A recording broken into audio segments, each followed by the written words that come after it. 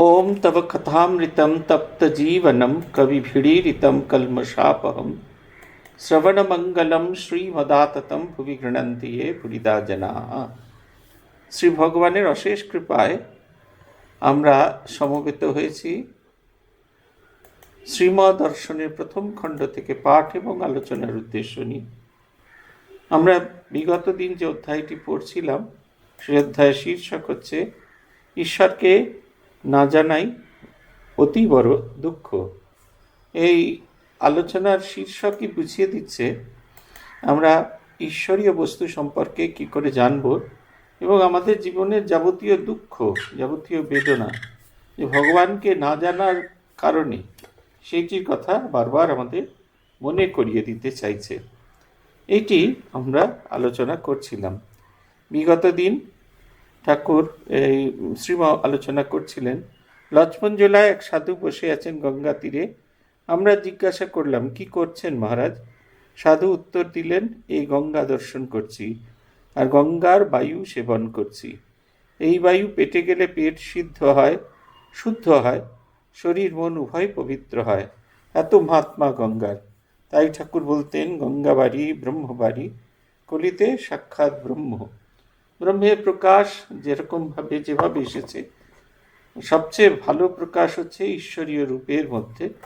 এবং যত আমরা ঈশ্বরীয় রূপে মজতে পারবো, যত আমাদের মন ঈশ্বরীয় রূপ চাইবে, যত আমরা ঈশ্বরকে নিয়ে মজে থাকতে পারবো, তত আমাদের জীবনটি সুন্দর হবে। তাই বলছেন, এই যে ভাব করলে যে গঙ্গা বাড়ি যে দর্শন করছি তাতেই যে পবিত্র হচ্ছে, তার কারণ হচ্ছে গঙ্গা স্বয়ং তার পাবনী শক্তির প্রভাবে আমাদের ভেতরটিকেও পবিত্র করে দেয়। দেখবেন আমরা হাতে একটুখানি গঙ্গা জল নিয়ে গায়ে এমনি করে ঠেকাই, এমন একটা তার পাবনী শক্তি, এমন একটা তার বিশ্বাস। ওই এক ফোঁটা জলেতেই আমাদের সারা গা একেবারে পবিত্র হয়ে যায়। আমাদের যখন মন্ত্র দীক্ষা হয়, পূজ্যপাদ ভূতেশানন্দজি মহারাজ দেখিয়েছিলেন কীরকমভাবে হাতেতে, তাই হাতে গঙ্গা জল নিয়ে উনি দেখিয়েছিলেন কেমন করে এই দু হাতের ভেতরেই সেই পবিত্রটাকে ধরে রাখতে হবে। একবারে সিম্পল বিজ্ঞান, যে জল যত খুঁজতে থাকবো উষ্ণতা তৈরি হবে, ইভাপোরেশন হবে এবং সেটা হাতের ভেতরে মিলিয়ে যেতে হবে। এখানে ফেলতে হবে না, ওখানে ফেলতে হবে না। এর কারণ হিসেবে তিনি আমাদের ভারী সুন্দর বলেছিলেন, এই গঙ্গাবাড়ি ব্রহ্মবাড়ি এর এক ফোঁটাও যেন বাইরে কোথাও না পড়ে। আমরা যখন এমনি করে ঠেকাই, এমনি করে দিই, সব করে কিছু কিছু বাইরে পড়ে যায়, তার অমর্যাদা হয়। তাই তিনি বলছেন সবটুকুকেই আত্মগত করা। আমার এই দুটি আঙুল, দুটি হাত, দুটি সমস্ত কিছু পবিত্র হয়ে গেছে। ওই যখন আমরা অর্ঘ্য দেব, ঠাকুরের পায়ে অর্ঘ্য দেব, এই কর দুটো, আমার হাত দুটো একেবারে পবিত্র। সেই পবিত্র হাতে ফুল নিয়ে ভগবানের পাদপদ্মে নিজেকে নিবেদন করব। এই যে আইডিয়াগুলো, এটা হয়তো অনেক সময় ক্রিয়া মতো, কিন্তু এই আইডিয়াগুলোর পেছনে একটা সায়েন্স কাজ করছে সবসময়। আমাদের সবসময় নিজেদেরকে উন্নত করার কতগুলি ভাবনা চিন্তা চলছে। শুক্লাল বাবুর পত্র আসিয়াছে, একজন ভক্ত পড়িয়া উহা শ্রীমকে শুনাইতেছেন। শ্রীম পত্র পাঠান্তরন্তে। শুক্লাল বাবুর কি ব্যাকুলতা! এই চৈত্র মাস, এত কাজের ভিড়, তার মধ্যে নিত্য পত্রাদি দিচ্ছেন। সব ঠাকুরের ইচ্ছা, ঠাকুরের চিন্তা, সর্বদা মনে এসব স্থানের চিন্তা। এই কি বড় কম কথা! আচ্ছা খেলোয়াড়, কেমন ঠিক পথটি আবার ধরেছেন দেখুন। নিজে আসতে পারেন না, তাই বন্ধুদের দিয়ে সব করিয়ে নিচ্ছেন, নিত্য সংবাদ দিচ্ছেন, এতে নিজেরও হয়ে যাচ্ছে। পূজার সময় হইয়া আসিল। একটি ভক্ত আশ্রম প্রাঙ্গণ সম্মার্জন করিতেছেন। শ্রীমা হাতে একটি শিশি লইয়া দাঁড়াইয়া আছেন। হাত ধোয়া হইলে ভক্তটির হাতে শিশি হইতে তেল দিয়া ঢালিয়া দিতেছেন। বললেন, এই নিন তেল। কেশব সেন তেল মাখতেন, ঠাকুর স্বামীজি এরাও তেল মেখতেন। তেল মেখে স্নান করে আসুন। ভক্তটি ব্রহ্মচারী, তিনি মনে করতেন তেল না মাখিলেই ব্রহ্মচর্য পালন হইবে। শ্রীমা আরও বলিতেছেন, ঠাকুর বলিতেন, মাছ পান ছাড়লে কি হবে, কামিনী কাঞ্চন ত্যাগই ত্যাগ। আমরা অনেক সময় বেশিরভাগ সময়টাই মূল যে বিষয়বস্তু সেটিকে বাদ দিয়ে বাকি আর সমস্ত কিছুর ভেতরে নিজেদের ভাবনা চিন্তাকে কনসেন্ট্রেট করে থাকি। যে কামিনী কাঞ্চন ত্যাগ, মনের ভেতরে বাসনা ত্যাগটাই ত্যাগ। আমার মনে আছে এই গল্প আপনাদের বলেওছি, মনসাদ্বীপ থাকাকালীন গঙ্গাসাগর মেলা পরের ঘটনা।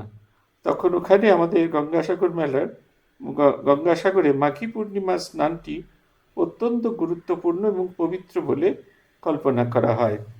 সেই মাঘী পূর্ণিমার একটি স্নানের দিন আগে একদল অবাঙালি ভক্ত এসেছেন।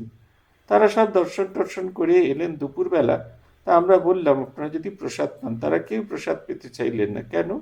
আমরা মাছলি খাই, মাছ খাওয়া। তোদের দলের যিনি কর্তা তিনি আমায় জিজ্ঞেস করলেন, अच्छा स्वामी विवेकानंद ये मछली खाने के विषय में आप लोगों को कोई निर्देश नहीं दिए हैं? আমরা হ্যাঁ নির্দেশ দিয়েছেন তো বটে। কি নির্দেশ? আমি বললাম যে মনটাকে নিরামিষ করার দিয়েছেন, খাবারটাকে নিরামিষ করার নির্দেশ দেননি, মনটাকে নির্দেশ দিয়েছেন। মনটা যদি নিরামিষ না হয় তাহলে আমি যদি একবারে সেই ভালো শুদ্ধ আহারও করি তাহলেও কিন্তু আমার মনটা সেই খারাপ দিকে চালিত হবে।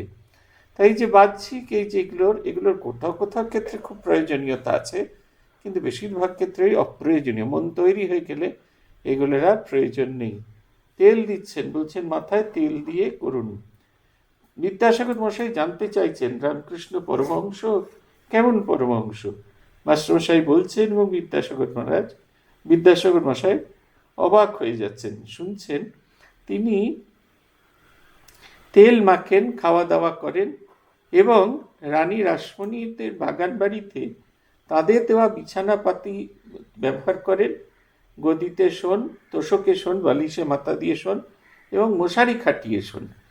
এটা হচ্ছে তখন মশারি খাটানোটা খুব মডার্ন একটা ভাবনা চিন্তা ছিল। এবং লাল পেড়ে কাপড় পরেন, বনাতের জামা পরেন, কোট পরেন, মাথায় টুপি পরেন এবং পায়ে মোজা জুতো পরেন। এই সমস্ত শুনে বিদ্যাসাগরের একবারে মাথার মধ্যে ভাবতে থাকলেন কেমন পরমহংসদেবকে তিনি দর্শন করতে এসেছেন। অথচ মন, শ্রীরামকৃষ্ণের মন যেরকমভাবে ভগবতভাবে ভাবিত হয়ে আছে, সেই ভগবতভাবে কিন্তু আমাদের মন ভাবিত হয় না।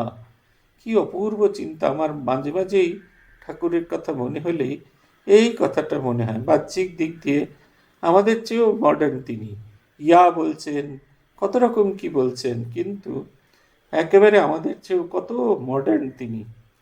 মিজাম আশ্রম এখন পূজা হইতেছে।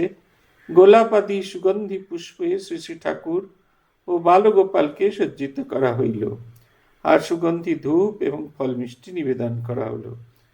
বেলা প্রায় 9টা। শ্রীমান নিজের আসনে বসিয়া ধ্যান করিতেছেন। ছোট অমূল্য, বিনয়, জগৎবন্ধু প্রভৃতি ভক্তেরাও ধ্যান করিতেছেন। ধ্যানান্তে মৈত্রেয়ী উপনিষদখানা খুলিয়া পাঠ করিতেছেন। এই মৈত্রেয়ী উপনিষদ এটি সামবেদের একটি অংশ। এই অংশে কতগুলি জিনিস এই উপনিষদে বিশেষ করে বলা আছে। সেটা হচ্ছে, একটি হচ্ছে বৈরাগ্য, 2 হচ্ছে আত্মদর্শন, আত্মজ্ঞান। এইগুলি সম্পর্কে এই উপনিষদে বিশেষ করে বলা আছে। শ্রীম পড়িতেছেন, দেহ দেবালয় প্রোক্ত সজীব কেবল শিব তজেতদ জ্ঞান নির্মাল্যম সোহম ভাবে ন পূজয়েত। চিত্তশুদ্ধিকরম শৌচম वासनत्रय नाशनम ज्ञान वैराग्यमृतत्वयि शालनाच्छौ उच्चमुच्यते विद्वान स्वदेशमुत्सृज्य सन्यासनन्तरं स्वतः कारागार विनिर्मुक्त चोरवत् दूरतो वसेत्। वासनाहारवत् यस्य भाति सर्वेषानदिषु तस्याधिकार संन्यासे त्यक्तदेहे अभिमानिनः। उत्तमा तत्त्वचिन्तैव मध्यमं शास्त्रचिन्तनम् अधमा मन्त्रचिन्ता च तीर्थभ्रान्त्यो अधमाधमा। धनवृद्धा वयोवृद्ध्या विद्यावृद्धस्तथैव च ते सर्वे ज्ञानवृद्धश्च किंकरा शिष्य किंकराः। কি সুন্দর কথা যে আমাদের এই দেহ হচ্ছে দেবালয়।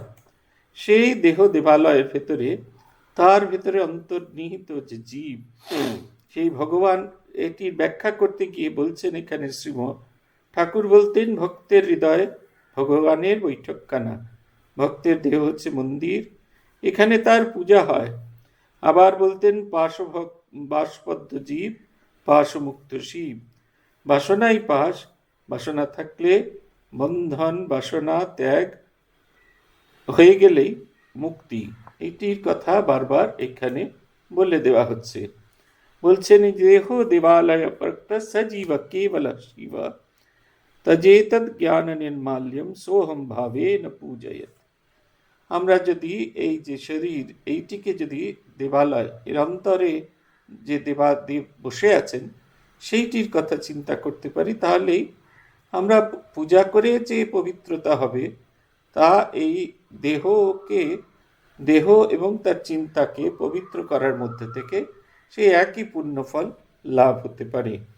আমাদের যখন আমরা পূজা করি, পূজা করার সময় পূজা চলছে চলছে চলছে, ঠিক যে উপাস্য দেবতা তার পূজা করার আগে আমাদের পীঠ দেবতা এবং পীঠ শক্তির ন্যাস করা হয়। পীঠ মানে হচ্ছে আমাদের হৃদয়ের আসন, যেখানে দেবতা এসে বসবেন, সেই সিংহাসনে দেবতা এসে বসবেন, সেই সিংহাসনটিকে শুদ্ধিকরণ করা হয়। সেই সিংহাসনটিতে দেবতা এসে বসবেন বলে কত রকমের ব্যবস্থা করা হয়, পরিষ্কার পরিচ্ছন্ন মার্জনা করা হয়। এখানে মন্ত্র শুদ্ধি, মন্ত্র দ্বারা শুদ্ধ করা হয়। ভাবনা হচ্ছে যখন আমরা মন্ত্র উচ্চারণ করছি তখন যে পীঠের ওপর, যে পিঁড়িটার ওপর দেবতা এসে বসেছেন, সেটি যেন ধীরে ধীরে ধীরে ধীরে পরিষ্কার পরিচ্ছন্ন হচ্ছে। তারপর আমরা ঋষ্যাদি ন্যাস করি, তারপর এই দেবতাকে অঙ্গন্যাস করছি, মানে দেবতাকে নিজের এই সারা শরীরের ভেতরে স্থাপন করছি। তারপরে দেবতার ধ্যান করে দেবতাকে নিজের ভেতর থেকে বাইরে নিয়ে আসছি পূজা করার জন্য। পূজান্তে আবার দেবতাকে ন্যাস করে নিজের ভেতরে ঢুকিয়ে নিয়ে যাচ্ছি, যেন অ্যাজ ইফ আমার হৃদয় দেবতা কদিন আমার হৃদয়ে বসেছিলেন, কিছুক্ষণের জন্য তাকে বার করে নিয়ে এলাম, তিনি বাইরে জগতে সবার পূজা গ্রহণ করলেন, আবার পূজান্তে আবার তাকে অন্তরের ভেতরে প্রবেশ করলুম। আমাদের বিজ্ঞানানন্দজি মহারাজের কথা আছে, মঠে দুর্গা পূজা হচ্ছে, বিজ্ঞান মহারাজ জিজ্ঞাসা করছেন যে বিসর্জন আজকে কি কালকে কি, এটি তিনি কন্টিনিউয়াসলি জিজ্ঞাসা করে যাচ্ছেন এবং পূজারীও বলে যাচ্ছে আজকে কি কালকে কি কি পূজা হবে, এই সমস্ত পূজারীরা জিজ্ঞাসা করছেন। তখন পূজারী দশমীর দিন বললেন যে আজকে দশপ্রচারে পূজা হবে এবং পূজান্তে মাকে বিসর্জন দেওয়া হবে। মাকে কোথায় বিসর্জন দেবে? সকালবেলা গামলাতে আর বিকেলে পাশের গঙ্গায়। মহারাজ বললেন না, দেবতাকে বিসর্জন দিতে হবে নিজের হৃদয়ে। দুর্গা মূর্তি যে কল্পনা করা হয় তার যে বিসর্জন কৃত্য হয়, অর্ঘ্যটা নিবেদন হয়ে যাওয়ার পরে কল্পনা করা হয় যত দেব দেবতা আছেন, লক্ষ্মী, গণেশ, কার্তিক, সরস্বতী, সিংহ, মহিষাসুর, চিত্রিত দেবতা, সমস্ত দেবতারা ভিন্ন আকারে যা এতদিন পূজা পাচ্ছিলেন সব দেবীর ভেতরে প্রবেশ করছেন। একটি মূর্তি, অনেক মূর্তি একটিতে রূপান্তরিত হচ্ছে, তারপরে তাকে হৃদয়ের মধ্যে স্থাপন করছেন। ভক্তের হৃদয়ে ভগবানের বৈঠকখানা, তাই এই দেহ মন্দিরকে পূত পবিত্র রাখাটা খুব জরুরি। আবার বলছেন পাশবদ্ধ জীব এবং পাশমুক্ত শিব, বাসনাই পাশ। তাই তিনি বলছেন যে যতই আমরা বাইরের শৌচ করি না কেন, এই স্নান করছি, এই পরিষ্কার করছি, এই পরিচ্ছন্ন করছি, আমি যদি বাসনা পাশ থেকে মনকে মুক্ত না করতে পারি, মনটাকে যদি বাসনা মুক্ত না করতে পারি, তাহলে যতই চেষ্টা করি না কেন কিছুতেই কোনো অবস্থাতেই আমরা মুক্ত হতে পারবো না। তাই বলছেন বিদ্যান স্বদেশমুৎসৃজ্য সন্ন্যাসানন্তরম সতঃ কারাগার বিনির্মুক্ত চোরবৎ দূরতো বসেত।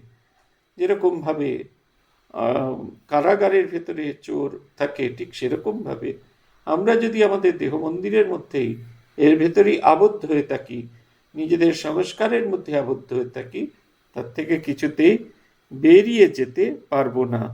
ভারী সুন্দর শেষকালের বলছেন উত্তমা তত্ত্বচিন্তৈব মধ্যমম শাস্ত্র চিন্তনম অধমা মন্ত্র চিন্তা চ তীর্থ ভ্রান্তা ধমা ধমা।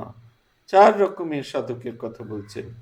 প্রথম হচ্ছে উত্তম। উত্তম যে সে আর কিচ্ছু করে না, তত্ত্ব চিন্তা করে। সে বলছে অয়মাত্মা ব্রহ্ম, মহাবাক্য উচ্চারণ করছে, অয়মাত্মা ব্রহ্ম, আমি সেই ব্রহ্মস্বরূপ, সেইটাকে চিন্তা করছে। সেই চিন্তা করতে করতে করতে করতে করতে এমন অবস্থা এসেছেন তিনি নিজের সঙ্গে আর ব্রহ্মের অচ্ছেদ্য অবস্থা দেখতে পাচ্ছেন। আলাদা করে কোনো কিচ্ছু বুঝতে পারছেন না, তার আলাদা করে অন্য কোনো কিছুর প্রয়োজন হচ্ছে না। নিজের ভেতরে সেই আত্মস্বরূপকে তিনি অনুভব করতে পারছেন, আর সেই আত্মসুখে তিনি আনন্দ মত্ত হয়ে আছেন। বলছেন মধ্যমম শাস্ত্র চিন্তনম। শাস্ত্র কি না, অন্যেরা যেভাবে সেটিকে ঈশ্বরকে অনুভব করেছেন সেই অনুভবের গল্প। অন্যের চোখ দিয়ে আমরা ঈশ্বরের সেই অবস্থাকে চিন্তা করার কথা বলি। দেখবেন কিছু কিছু মানুষ আছেন 2-4 কথার পরপরই শাস্ত্রের উল্লেখ করতে থাকেন, 2-4 কথা পরপরই শাস্ত্রের উল্লেখ করতে থাকেন। সেক্ষেত্রে বুঝতে হবে যে তার অন্তরে অনুভূতির রাজ্যটা তখনও খোলেননি, তখনও তিনি যেন সেইটার ভেতরে আবদ্ধ হয়ে আছেন। তার নিজের কিচ্ছু বলার নেই, তার নিজের কোনো অনুভব নেই, তার নিজের কোনো কিছু ব্যক্ত করার নেই। অধমা মন্ত্র চিন্তা, তার থেকেও যে কম মেধার সে মন্ত্র চিন্তা করে। গুরু তাকে এই মন্ত্র দিয়েছেন, বলেছেন এই মন্ত্রের ভেতরে ঈশ্বর বিরাজ করছেন। সে সেই মন্ত্রটিকেই দিবারাত্রি চিন্তা করেন তাকে পাওয়ার জায়গায়। আর অধমা ধমা, সবচেয়ে অধমের চেয়ে অধম যে সে তীর্থে তীর্থে তীর্থে ঘুরে বেড়ায়, প্রতি তীর্থে সে খুঁজে চলে, তীর্থ দেবতার মধ্যে খুঁজে চলে। কেদারে গেলেন, কেদারনাথকে দর্শন করলেন, খুব আনন্দ, বেরিয়ে পড়েছেন। আস্তে আস্তে তার সেই যে আনন্দ সেটি যেন কম হতে থাকছেন। আবার তিনি বদ্রীতে গিয়ে পৌঁছলেন, বদ্রিকা আশ্রমে দেবতাকে দেখে খুব আনন্দ, 3টে দিন সেইখানে আনন্দে তিনি বাস করছেন, আনন্দে একবারে ভরপুর হয়ে আছেন। তারপরে আবার তিনি সেখান থেকে বেরিয়ে পড়লেন, এক জায়গা থেকে আরেক জায়গা, আরেক জায়গা থেকে আরেক জায়গা। তিনি নিজেকে ধরে রাখতে পারেন না, তিনি বারবারই তীর্থ দর্শন, সবার জন্য ব্যবস্থা শাস্ত্র আমাদের করছেন। যে যে কম আধারী তিনি মন্দিরে মন্দিরে ঘুরে বেড়াবেন, প্রতি দেবতার ভিতরে তার ইষ্টকে দর্শন করার চেষ্টা করবেন। এই করতে করতে তার মনের মধ্যে এই ভাবটি গভীর থেকে গভীরতর হবে। তার চেয়ে যিনি যোগ্য তিনি মন্ত্র চিন্তা করবেন, তার চেয়ে যিনি যোগ্য তিনি শাস্ত্র বচনকে চর্চা করবেন, শাস্ত্রে নিহিত ভগবত কথাকে চিন্তা করে এগিয়ে চলবেন। এবং তার চেয়ে যিনি উচ্চ, তার আর অন্য কোনো কিছু প্রয়োজন নেই, তিনি সেই তত্ত্বের ভেতরে ডুবে থাকবেন। তাই বলছেন যে যতই আমার হয়ে থাকুক না কেন, আমার পুত্র লাভ হোক, ধনলাভ হোক, স্বর্গসুখ লাভ হোক, এসব বাসনা অর্থাৎ কামিনী কাঞ্চন এসবই, এতেই চিত্ত অশান্ত হয়, অশুদ্ধ হয়। আমি তার সন্তান, আমি তার দাস, কিংবা আমি তিনি এ ভাবনা জ্ঞান, এতে মনের মলিনতা নষ্ট হয়। আমরা বড় একটা এই ইদানিং একটা নতুন জিনিস হয়েছে, কয়েকদিন তো খুবই শুনছি জয় শ্রীরাম জয় শ্রীরাম জয় শ্রীরাম, আর হনুমানের মতো আচরণ করে চলেছি। ওরকমটি নয়, আমি মর্যাদা পুরুষোত্তম রামচন্দ্রের অনুগামী, আমার আচার আচরণ চিন্তা ভাবনা সব কিছু অন্যরকম হবে। মহাপুরুষ মহারাজ আমাদের মাধবানন্দজিকে একজন মাথা কামাবেন, তিনি বললেন আমি একজন জানেন তো ভালো যে নাপিতের চেয়েও ভালো মাথা কামাতে পারি। মাধবানন্দজি তাকে তিরস্কার করছেন, বলছো কি তুমি, এরকম কথা কি বলছো, এত ছোট নজর করো না। সবসময় বলবে, ভাববে আমি শিবের মতো ধ্যান করি, আমি ব্রহ্মার মতো জগতের সব কিছু ভুলে এইভাবে তদ্গত হয়ে যাই, দেবতার মতো বসেছি, আমি শিবের মতো বসেছি, স্বামীজির মতো বসেছি। এই উচ্চ চিন্তাকে আমার নিজের ভেতরে এমনভাবে আনা যে তার ভাবে ভাবিত হওয়া। কয়েক বছর আগে একটা ছবির ক্লিপিংস দেখছিলাম, সিনেমার ক্লিপিংস, খুব সম্ভবত ছবিটির নাম যদি আমি ভুল না করি এটা হচ্ছে গোত্র। সেখানে বলা হচ্ছে গোত্রের কোনো প্রয়োজন নেই, মানবিকতাই হচ্ছে গোত্র। গোত্রের প্রয়োজনীয়তা আছে। গোত্র আমাদের মনে করায় আমরা কোন ঋষির বংশধর। এখন আর ইদানিং কেউ বলে না, কিন্তু আগেকার দিনে আমাদের মনে করাতো, হ্যাঁ তুই এমন কাজটা করলি, তোর বাবা না এরকম ছিল, তোর দাদু না ওরকম ছিল, তোর অমুক না অমুক ছিল। আমাদের মনে করাতেন কোন লিনিয়েজ, কোন ধারাকে, বংশধারাকে বহন করেছি। গোত্র দুটি ভাগ আছে, গোত্র আর প্রবরমালা। গোত্র মানে যে ঋষির বংশধর আমরা, সেই ঋষির নামে গোত্রটি। এবং প্রবরমালায় কতগুলো নাম থাকে, তারা হলেন ওই বংশের যারা খুব বড় বড় ইম্পর্টেন্ট ঋষিরা ছিলেন। এগুলো আমাদের মনে করা। আগেকার দিনে ছেলেবেলায় প্রবরমালা মুখস্থ করানো হতো। কেন মুখস্থ করা হতো? যাতে সে সবসময় গর্বিত অনুভব করে। প্রবরমালা আমাদের মনে করায়, আমাদের মনে করিয়ে দেয় যে আমরা সেই উচ্চ বংশকে চলছি। এতে একটা আত্ম অহংকার তৈরি হয়। এই আত্ম অহংকার আমাদের যেটা করে সেটা হচ্ছে আমাদের সেই আত্ম অহংকার কোনোভাবেই আমাদের এগিয়ে যেতে সাহায্য করে না। এই আত্ম অহংকার আমাদেরকে সমস্ত কিছু থেকে অতিক্রম করতে সাহায্য করে। আমি অমুকের সন্তান, অমুক জাতি, এসব অজ্ঞান। আমি ঈশ্বরের সন্তানই হচ্ছে জ্ঞান। তিনি আমায় কৃপা করেছেন, আমি তাকে ভজনা করি। আত্মস্বামীজি বলতেন না, দূর থেকে যাতে মানুষ দেখে বলতে পারে যে তুমি রামকৃষ্ণ বিবেকানন্দ করো। তিনি বলতেন জ্ঞান কাটা দিয়ে অজ্ঞান কাটা তুলে উভয় ফেলে দিতে হয়, তখন বিজ্ঞান। যেমন কাঠ, যতক্ষণ কাঠ ততক্ষণ আগুন, যতক্ষণ বাসনা ততক্ষণ জ্বালা। কাঠ গেলে কাঠও নাই, কাঠ জ্বলে গেলে কাঠও নাই, অগ্নিও নাই। এই সমস্ত কিছু জ্ঞান, ভক্তি, বিবেক, বৈরাগ্য, প্রেম, এই সব কামনার মধ্যে, কামনার মধ্যে নয়। আমি ঈশ্বরের ভক্ত, আমি দাস, আমি তাঁর সন্তান, এ কামনা ভালো। অজ্ঞান নাশ করে দিও, এ থাকে, এতে দোষ নেই। মহারাষ্ট্রে গিয়েছিলাম, পুনেতে।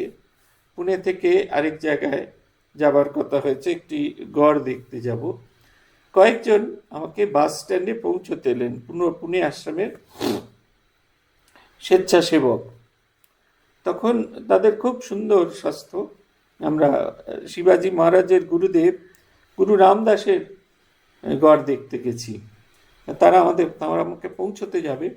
একজনের বাইকের পেছনে আমি বসেছি, আর বাকি আরো তিনজন, আরো তিনটি বাইকে, মানে আরো ছজন, দুটি বাইকে চারজন, আর আমার সামনে একজন, পাঁচজন। আমরা ছজন চলেছি সেই এর দিকে। তখন আমি জিজ্ঞেস করছি, একজন গেলেই তো হতো, বাকি দুজন কেন চলেছ? কি সুন্দর উত্তর ওখানে গিয়ে বলছে, না আপনি শিবাজি মহারাজের গুরুর গড় দেখতে চলেছেন। আমাদের দেখেই খুব আনন্দ বোধ হলো, মনে হলো আমরাও আপনার সঙ্গে সঙ্গে যাই। এই যে শিবাজি মহারাজের প্রতি কি যাত্রাভিমান, কি আনন্দ! একেবারে সেই আনন্দের ভেতরে মত্ত হয়ে আছে, মগ্ন হয়ে আছেন। এইটা হচ্ছে কথা। এই ভাবনাটা যে বিরাটের সাথে আমি সংযুক্ত আছি। মারাঠিদের হাঁটা চলা দেখবেন, তাদের ভেতরে একটা অদ্ভুত রকমের এই যাত্রাভিমান কাজ করে থাকে। উত্তরপ্রদেশের এলাহাবাদেও দেখেছিলাম এরকম মানুষ বিদ্যৎ চর্চা করছে, এবং তারা বিশ্বাস করেন তারা সেই পরব্রহ্মের উপাসক। অতএব তাদের দ্বারা তারা ব্লেমিশলেস, কোনো রকম কোনো কিছু তাদের স্পর্শ করতে পারে না। তাই যদি চাইতে হয় ভগবানের কাছ থেকে, এই পাঁচটি জিনিস চাইতে হয়: জ্ঞান, ভক্তি, বিবেক, বৈরাগ্য আর প্রেম। তাকে, তোমাকে যেন জানতে পারি, আমি যেন নিজেকেও জানতে পারি, এবং যখন তোমার আত্মস্বরূপ জানতে পারবো তখন তোমাকে আগের চেয়েও ভালোবাসবো। তখন তুমি আবরণ শূন্য, তোমাকে অনেক বেশি ভালোবাসবো। তখন জাগতিক কোনো চাহিদা আমার ভেতরে আসবে না, এবং শুধু তোমাকে পাওয়ার চাহিদা ছাড়া আর এই জগতের কিছু আসবে না। তাই জগতের সমস্ত কিছু থেকে আমার বৈরাগ্য আসবে, এবং তার থেকে তোমাকে ভালোবেসে আমার ভেতরে এমন একটি ভালোবাসার সত্তা জাগ্রত হবে যে জগতের সব কিছুকে তা ছাপিয়ে যাবে। কিন্তু যেমন বলছেন, হিংসে শাক শাকের মধ্যে নয়, মিছিরি মিছিরির মধ্যে নয়, তেমনি হনুমানের ঈশ্বর দর্শনের পর আমি রামদাস এই অভিমান রেখেছিলেন। এই ভগবানের প্রতি এই ভালোবাসাটা থাকা খুব জরুরি, কিন্তু বড় কঠিন। বাসনা যোগীরও যোগভ্রষ্ট করে ফেলে। তাই সর্বদা প্রার্থনা, মা তোমার ভুবন মোহিনী মায়ায় মুগ্ধ করে করো না। এটা হচ্ছে নিয়মিত প্রার্থনা করতে হয় যে তোমার ভুবন মোহিনী মায়ায় আমি যেন মুগ্ধ না হই। শ্রীমা বলছেন, তীব্র বৈরাগ্য হলে ঠাকুর বলতেন, সংসার পাতকুয়ো আর আত্মীয় স্বজন কালো সর্পের মতো মনে হয়। তখন কামিনী কাঞ্চন আপনি ত্যাগ হয়ে যায়, কাম ক্রোধাদি গলিত পত্রের মতো ঝরে পড়ে যায়। সন্ন্যাসীর পক্ষে কামিনী কাঞ্চন যেমন থুতু থেকে ফেলে থুতু দেওয়া, তেমনি বমনাহার। বলছেন, ঠাকুর ভক্তদের ভিতরে সব রাঙিয়ে দিয়েছিলেন, সব রঙিয়ে দিয়েছিলেন। কতগুলি ভিতরে বার সব ত্যাগ করিয়ে দিলেন, কতগুলিকে আবার সংসারে রাখলেন। দেখতেই সংসারী, ভেতরে সব লাল ত্যাগী। সাহস নিয়ে দূরে চলে যেতে হয় আত্মীয় কুটুম্ব থেকে, out of sight, out of mind. আগে 12 বছর নিখোঁজ হয়ে থাকতো। ঠাকুর বলতেন, বিচার করে এক, আর তিনি দেখিয়ে দিলে অন্য রূপ। এটা একবারে খুব সত্যি কথা। বিচার করে, শাস্ত্র পড়ে এই সমস্ত একরকম ধারণা হয়, কিন্তু যখন ভগবানের অনুভব হয় তখন সে অনুভবটি সম্পূর্ণ আলাদা। তার সাথে সব কিছু, কোনো কিছু মেলে না। কারণ আমরা শাস্ত্রাদি যেটা পড়ি সেটা হচ্ছে অন্য কেউ একজন ভগবানকে দেখেছেন, তিনি যেভাবে দেখেছেন সেরকম। আমাদের বয়স্ক সাধুরা বলতেন দক্ষিণেশ্বর দর্শন করতে যাওয়ার আগে যে দেবীকে দুদিক দিয়ে দেখবে। সামনে তিনি রাজরাজেশ্বরী, সেইটা একটা দর্শন, তিনি জগতের পালিকা, জগতের ঈশ্বরী। আর বাঁদিকে ঘুরে এলে তিনি একটি ছোট্ট মেয়ে, 7 বছরের একটি ছোট্ট মেয়ে, যাকে আমাদের ভীষণ রকমের আপন বলে বোধ হয়। এই যে একই দেবী, তিনি বিরাজ করছেন সকলের সামনে, কিন্তু তার দুটো ভাব প্রকাশিত হচ্ছে। তাই এই কথাটা খুব সত্য। বলছেন, বিচার করে এক, তিনি দেখিয়ে দিলে আর এক। আমরা যখন তাকে দেখতে পাই তখন আমাদের অন্যরকম হয়। ধর্মের মূল অনুভূতি দর্শন। ঠাকুর আম খাওয়া বলতেন, নইলে যেমন প্রতিবিম্বিত আম দেখা। একটি পুকুরের ওপর আমের ডাল পড়েছে, তাতে আম হয়েছে, তার প্রতিবিম্ব জলে পড়েছে। সেই প্রতিবিম্ব আম দেখে যেমন আনন্দ, তেমনি শুধু বিচার। কৃপা করে তিনি দর্শন দিলে, তার সঙ্গে আলাপ হলে তেমনি আম খাবার আনন্দ। সাধুদের প্রণাম করতে হয়, পূজা করতে হয়। কেন করা? তাতে চৈতন্য হয়ে যায়।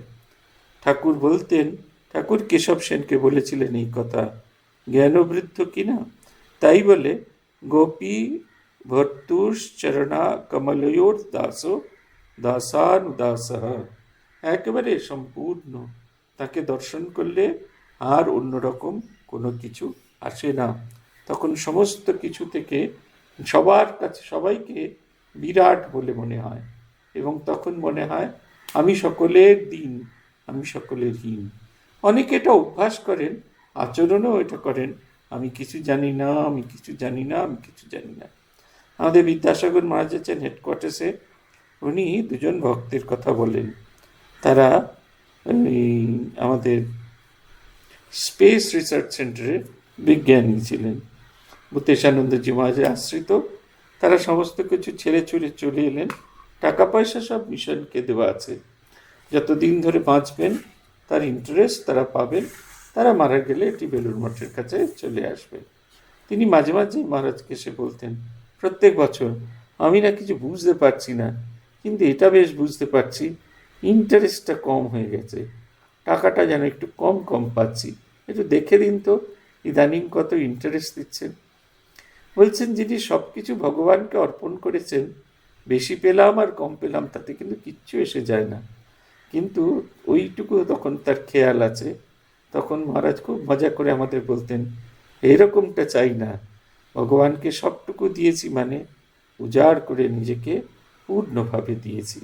আজ এই পর্যন্ত ভগবানের কাছে প্রার্থনা, আমরা যেন সমস্ত কিছু উজাড় করে ভগবানকে দিতে পারি। আমার যেন এতটুকু নিজের জন্য বাঁচিয়ে বুচিয়ে না থাকে। মহারাজ বলতেন আমাদের, নিজের জন্য কিছু বাঁচিও না, সবটুকু তাকে দাও। সবটুকু দেওয়া হলে তিনি এবার কি ফেরত দেবেন সেটা তাঁর ব্যাপার, কিন্তু তোমার তরফ থেকে সবটুকু দাও। আমরা যেন আমাদের এই সবটুকু তাকে দিতে পারি। আজ এই পর্যন্ত। ওম প্রণতানাম প্রসীদত্বম দেবী বিশ্বার্তিহারিণী त्रैलोक्यवासिनामिड्ये लोकानां वरदा भव। ओम शांति, ओम शांति, ओम शांति। हरि ओम तत्सत। श्री राम कृष्णार्पणमस्तु।